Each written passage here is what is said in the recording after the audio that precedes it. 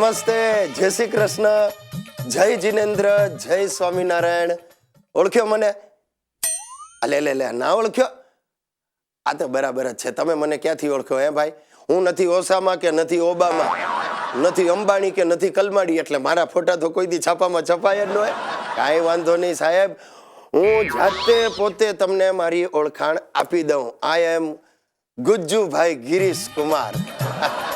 આપણા ગામમાં આપણો ભારે વટો, બધા આપણને ઓળખે. કોઈને પૂછો ને ગિરીશ નો ઓળખો એટલે તરત કે ઓહો હો ગિરીશ, અમારા ગામની બહુ મોટી નોટ. એક નોટ વાળા બાપુને બધા ઓળખે ને બીજી નોટ એટલે આપણે ગુજ્જુભાઈ ગિરીશ કુમાર. તમને પરચો થશે ને મારો એટલે તમે મને ઓળખી જશો ભાઈ. આમાં એવું છે ને, જેને પડી હોય એને જ યાદ રહી જાય. તમે એકવાર મારા પનારે પડી ગયા ને, બાપ જન્મારે મને ભૂલી નહીં શકો એની ગેરંટી આપણી. મારા દાદાનું નામ હરીશ ને મારા બાપાનું નામ શિરીષ. સાસરિયામાં બધા મારા બાપાને સિરિયસ લાલ કહેતા. શું છે બચાડા, મારો જન્મ થયો ને ત્યાર પછી બહુ સિરિયસ થઈ ગયેલા. એ પહેલા સિરિયસ નહોતા એટલે જ મારો જન્મ થયો. પણ તમને કહી દઉં, હા, હું નાનપણથી આવડો હતો ને ત્યારથી સ્માર્ટ નહીં, એમ સમજો ને, ઓવર સ્માર્ટ. બધું મારી જાતે જ કરી લઉં. બા બાપુજીને કોઈ તકલીફ નહીં. અડધી રાત્રે સૂસું લાગે ને, ચૂપચાપ મારી મેળે ઊભો થાવ, બાથરૂમનો દરવાજો ખોલીને કામ પતાવ.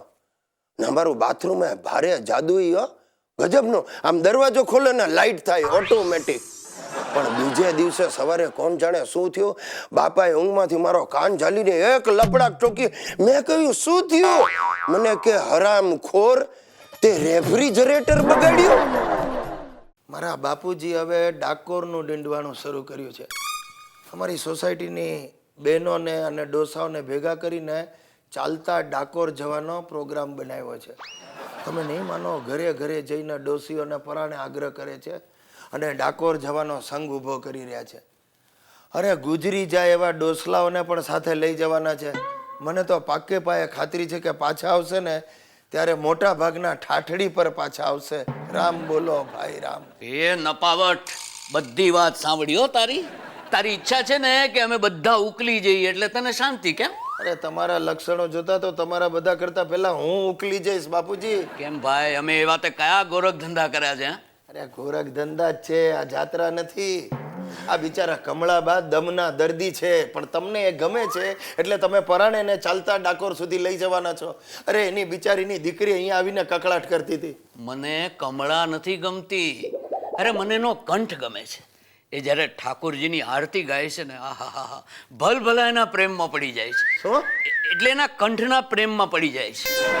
ત્યાં તમે મોડે સુધી એમની પાસે આરતીઓ ગવડાવીને એમાં જ બિચારાને દમનો રોગ લાગુ પડ્યો છે. નપાવટ, બાપની આબરૂના જાહેર પ્રદર્શન ભરવા બેઠો જ તું? અરે પ્રદર્શન તો તમે તમારી જાતના ભરો છો. આ 20 બૈરાઓની વચ્ચે ગળામાં હાર નાખીને તમે ઉભા છો ત્યારે કેવા લાગો છો? તાબોટા પાડતા ખબર પડે તમને? અરે સંત જેવો લાગુ છું, બીજું શું? અરે સેના કપાળ સંત જેવા, સતી જેવા લાગો છો, સતી. આ બેનો તમને લઈને નદીમાં ડૂબાડવા જતી હોય ને એવું લાગે છે.